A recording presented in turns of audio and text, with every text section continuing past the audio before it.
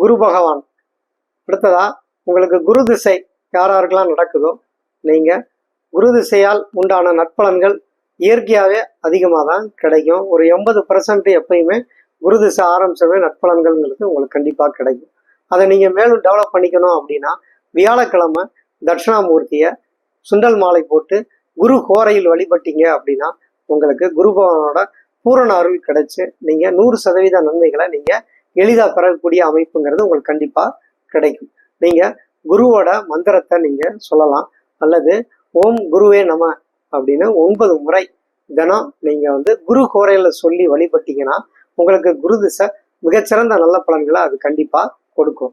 குரு திசை நடக்கும் பொழுது யாராவது ஒரு குருவுக்கு அல்லது சித்தர் ஆலயங்களுக்கு சென்று நீங்கள் அன்னதானம் கொடுத்து வர்றது ரொம்ப ஒரு நல்ல பலன்களை உங்களுக்கு கொடுக்கும்.